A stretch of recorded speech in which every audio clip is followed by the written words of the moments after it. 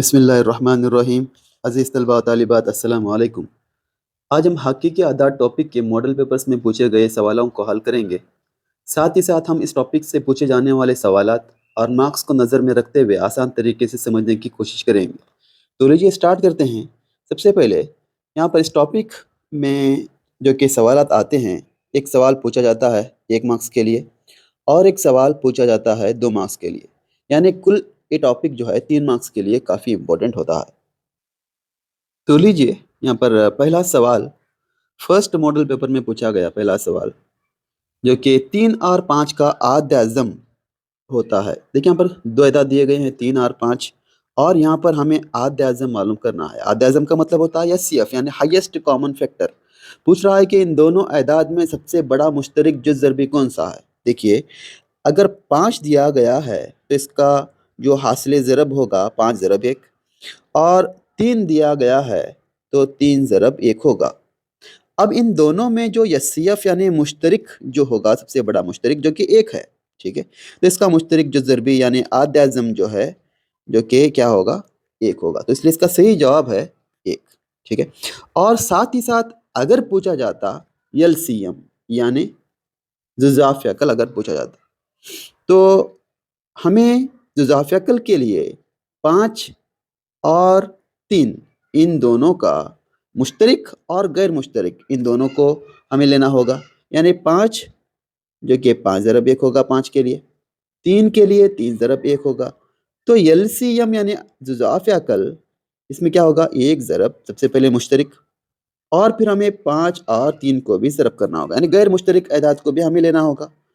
और अगर हम इन तीनों को ज़रब करेंगे तो ये 15 हो जाएगा।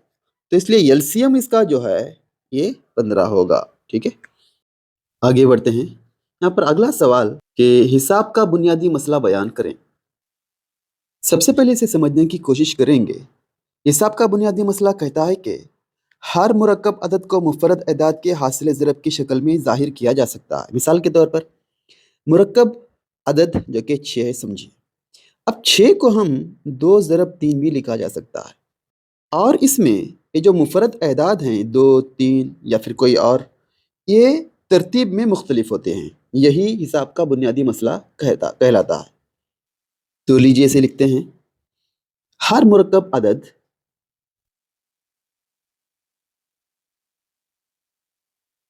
को मुफरद अदाद के हासिल ज़रब की शक्ल में ज़ाहिर किया जा सकता है। ये अज्जाए ज़रबी में इजहार मुनफरिद होता है, भले ही मुफरद अज्जाए ज़रबी की तरतीब मुख्तलिफ हो। इस बयान को हम हिसाब का बुनियादी मसला भी कहते हैं, जो कि 1 मार्क्स के लिए काफ़ी इम्पोर्टेंट है। अब थर्ड में पूछा गया सवाल देखिए, किसी भी मुरक्कब अदद को हासिल ज़रब के तौर पर ज़ाहिर किया जा सकता है कि हिसाब का बुनियादी मसला बयान कीजिए। जो कि इसी में यहाँ पर पहली लाइन को अगर हम ज़रा गौर से देखेंगे तो यहाँ पर दिया गया है कि हर मुरक्कब अदद को मुफरद अदाद के हासिल ज़रब की शक्ल में ज़ाहिर किया जा सकता है। तो इसलिए इसी डेफिनेशन को अगर हम नज़र में रखेंगे तो इसका जो सही जवाब हमें मिलता है मुफरद अदाद, यानी मुफरद हर मुरक्कब अदद को मुफरद अदाद के हासिल ज़रब की सूरत में ज़ाहिर किया जा सकता है। अगला सवाल यहाँ पर देखिए, अगला क्वेश्चन जो कि 4th मॉडल पेपर में पूछा गया, कह रहा है कि अगर पी और क्यू बाहमी मुफरद हूँ। सबसे पहले हमें समझना होगा कि बाहमी मुफरद यानी क्या। बाहमी मुफरद को हम को प्राइम नंबर्स भी कहते हैं। अरे को प्राइम नंबर होते क्या हैं? यानी ऐसे दो अदाद जिनका मुश्तरक जुज़ ज़रबी सिर्फ 1 हो। मिसाल के तौर पर 2 और 3, या फिर 4 और 9, इसे भी ले सकते हैं। मुफरद का होना ज़रूरी नहीं है। अब देखिए, अब क्वेश्चन में कह रहा है कि पी स्क्वायर और क्यू स्क्वायर का आद्य अज़म भी क्या होगा, यानी अगर उसका मुरब्बा करेंगे तो क्या होगा उसका आद्य अज़म। अब 2 का अगर हम मुरब्बा करेंगे तो ये 4 होगा, 3 का मुरब्बा करेंगे तो 9 होगा। अब इन दोनों में अगर हम मुश्तरक देखेंगे तो सिर्फ 1 ही रहेगा। उसी तरह से अगर हम 4 और 9 को अगर हम लेते हैं और उनका मुरब्बा करते हैं तो 4 का मुरब्बा 16, 9 का मुरब्बा 81, ठीक है। इन दोनों में भी मुश्तरक जो है, अगर हम इसके अज्जा ज़रबी निकालेंगे तब जाकर भी इसका मुश्तरक जो है सिर्फ हमें 1 ही मिलेगा। इस बात से ये वाज़ेह होता है कि पी स्क्वायर और क्यू स्क्वायर का आद्य अज़म भी क्या होगा 1 होगा। कोई भी दो नंबर अगर बाहमी मुफरद अदद होते हैं तो उनका अगर हम मुरब्बा करेंगे तब उनका एचसीएफ यानी आद्य अज़म 1 होगा। ये 4 मॉडल पेपर के 4 क्वेश्चंस को हमने 1 मार्क्स के क्वेश्चंस को हमने यहाँ पर सॉल्व किया। अब आगे बढ़ते हैं और 2 मार्क्स के क्वेश्चंस को हम सॉल्व करते हैं। यहाँ पर सबसे पहला सवाल है 2 मार्क्स के लिए, फर्स्ट प्रिपरेटरी में पूछा गया, साबित करें कि जज़र 5 एक गैर नातिक अदद है। तो लीजिए इसे हल करते हैं। सबसे पहले हमें यहाँ पर फ़र्ज़ करना होगा, यानी फ़र्ज़ कीजिए कि जज़र 5 एक नातिक अदद है। अगर हम फ़र्ज़ करेंगे तो ये क्या हो जाएगा, 5 बराबर a बटे b हो जाएगा और a b a दोनों ताल्लुक़ रखेंगे z से, जहाँ पर b गैर मसावी होगा सिफर के। अब इसको हल करने के लिए हम यहाँ पर दोनों जानिब मुरब्बा लेंगे, यानी दोनों जानिब मुरब्बा लेने पर ये क्या हो जाएगा, जज़र 5 का मुरब्बा और a बटा b का मुरब्बा। और यहाँ पर ये जज़र मुरब्बा और मुरब्बा कैंसिल होता है तो यहाँ पर बाकी रहेगा 5 और ये a स्क्वायर बटे b स्क्वायर हो जाएगा। और अगर हम यहाँ पर b स्क्वायर को इसका ज़रब करेंगे तो ये हो जाएगा 5b स्क्वायर बराबर a स्क्वायर। फ़र्ज़ करेंगे, इससे मस्तावात नंबर 1 देंगे। हम यहाँ पर क्या करते हैं, इस b की वैल्यू को लेते हैं, यानी b स्क्वायर बराबर a स्क्वायर बटे 5 होगा। यानी यहाँ पर हम लिख सकते हैं कि जो 5 है ये a स्क्वायर और a दोनों की तकसीम करता है। क्यों? क्योंकि a स्क्वायर को हम a ज़रब a भी लिख सकते हैं। उसी तरह से हम यहाँ पर लेते हैं कि a बराबर 5c, ठीक है, क्योंकि यहाँ पर जज़र 5 दिया गया है। अगर जज़र 7 देता तो हम 7c को लेते। a बराबर 5c को मसावात 1 में लेने पर,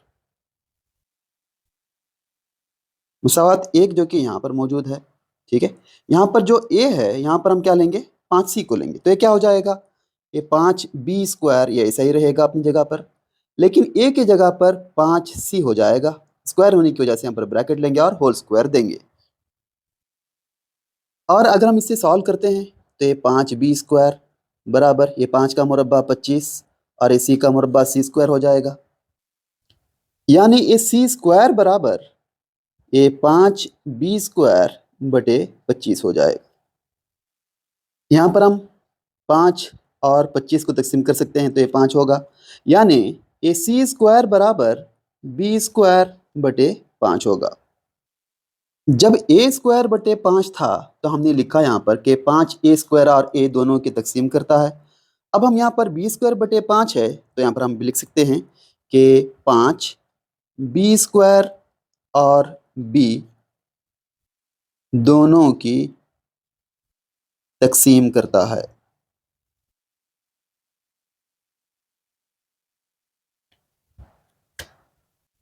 यानी हम इन दोनों को देखते हुए ये ले सकते हैं कि 5a और b दोनों की तकसीम करता है। तो यहाँ पर लेंगे 5a और b दोनों की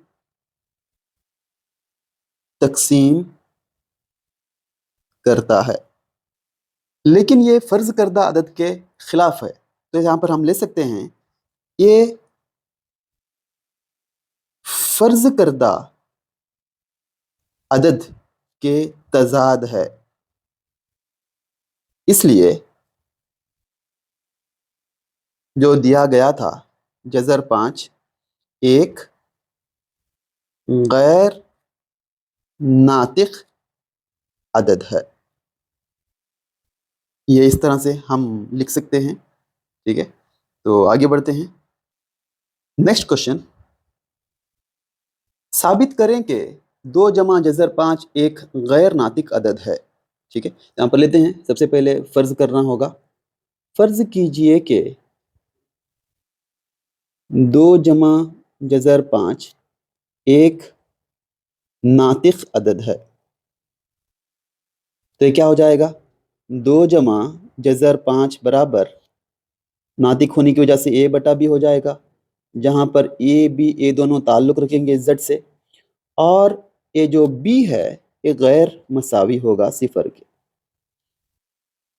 اب یہاں پر دیکھیے یہ جو 2 اور جذر 5 ان دونوں میں جو غیر ناطق عدد ہے جذر 5 ہے، اسے ہم کیا کرتے ہیں، اس کو اپنی جگہ پر رکھتے ہیں۔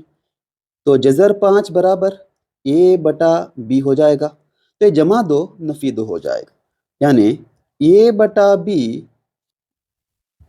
اے نفی اے بی جو ہے اس کا ضرب ہو جائے گا، تو یہ کیا ہو جائے گا، 2 ضرب بی 2 بی ہو جائے گا، اور یہاں پر یہ بٹے بی رہے گا، یعنی یہاں پر کیا رہا، جذر 5 رہا۔ تو یہاں پر ہم لے سکتے ہیں کہ یہ جو اے نفی 2 بی بٹے بی جو ہے ایک ناطق عدد ہے۔ یہاں پر لیں گے ہم کہ اے نفی 2 بی بٹے بی ایک ناطق عدد ہے، لیکن یہ 5 جذر 5 جو ہے ایک غیر ناطق عدد ہے۔ یہاں پر لیں گے لیکن جذر 5 ایک غیر ناطق عدد ہے، اور اگر یہ عدد ہم ثابت کرتے ہیں کہ جذر 5 ایک غیر ناطق عدد ہے، تو ایک غیر ناطق 2 ناطق، یعنی ناطق اور غیر ناطق کا مجموعہ بھی غیر ناطق ہی ہوتا ہے۔ تو اس لیے ہم لے سکتے ہیں یہاں پر کہ اس لیے 2 جمع جذر 5 ایک غیر ناطق عدد ہے۔ آگے بڑھتے ہیں، اسی طرح سے 2 مارکس کے لیے تھرڈ ماڈل پیپر میں پوچھا گیا سوال، ثابت کریں کہ 2 جمع جذر 3 ایک غیر ناطق عدد ہے۔ اب ویڈیو کو پاؤز کیجئے اور اس کو سالو کیجئے۔ تو سب سے پہلے فرض کریں گے، فرض کیجئے کہ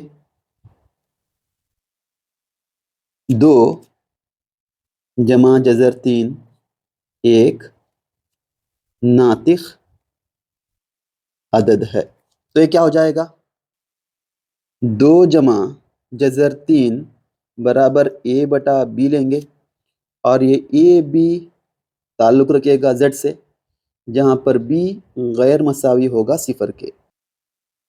یہاں پر ان دونوں میں جذر 3 جو کہ غیر ناطق عدد ہے، اس کو اپنی جگہ پر رکھیں گے، یعنی جذر 3 برابر اے بٹا بی، اے جمع 2 نفی 2 ہو جائے گا، اور یہاں پر اگر ہم ترچا ضرب کریں گے تو یہ بی ضرب 2 یہ کیا ہو جائے گا، 2 بی ہو جائے گا، اور یہاں پر نصب نما میں بی باقی رہے گا، اور یہاں پر لیفٹ میں جذر 3 رہے گا۔ تو یہاں پر ہم لے سکتے ہیں کہ یہ جو اے نفی 2 بی بٹے بی ایک ناطق عدد ہے، اے نفی 2 بی بٹے بی ایک ناطق عدد ہے،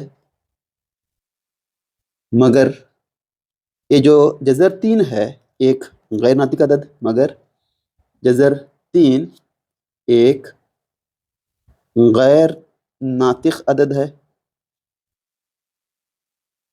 اس لیے جو دیا گیا تھا 2 جمع جذر 3 ایک غیر ناطق عدد ہے، 2 جمع جذر 3 ایک غیر ناطق عدد ہے۔ نیکسٹ یہاں پر دیکھیے اگلا سوال جو کہ 4تھ ماڈل پیپر میں پوچھا گیا 2 مارکس کے لیے، ثابت کریں کہ 5 نفی جذر 2 ایک غیر ناطق عدد ہے۔ تو لیے اس کو بھی سوال کرتے ہیں۔ سب سے پہلے فرض کریں گے، فرض کیجئے کہ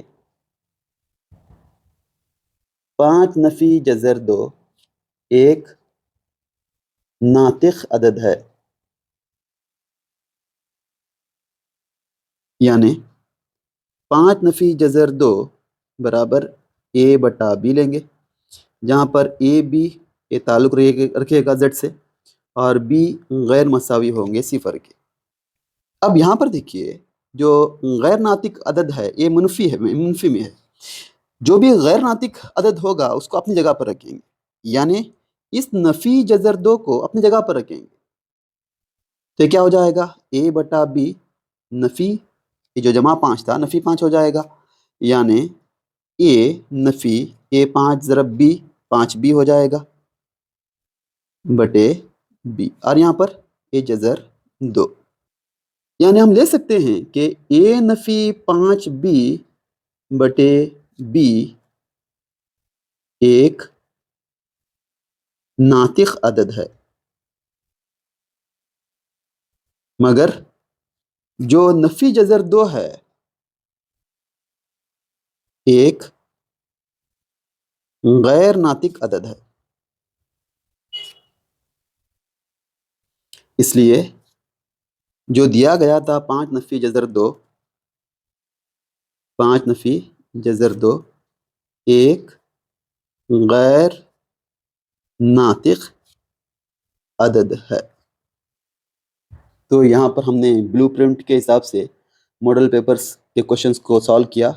تو یہاں پر یہ جو کوشچن تھا یہ 4تھ ماڈل پیپر میں پوچھا گیا، اور یہ جو کوشچن تھا 3rd ماڈل پیپر میں پوچھا گیا، یہ 2nd ماڈل پیپر میں پوچھا گیا، یہ 1st ماڈل پیپر میں پوچھا گیا 2 مارکس کے لیے۔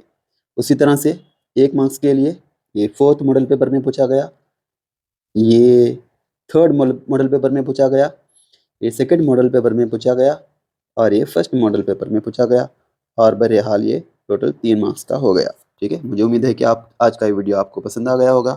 اپنے دوستوں کے ساتھ ضرور شیئر کیجیے گا اور اپنی دعاؤں میں یاد رکھیے گا۔ السلام علیکم۔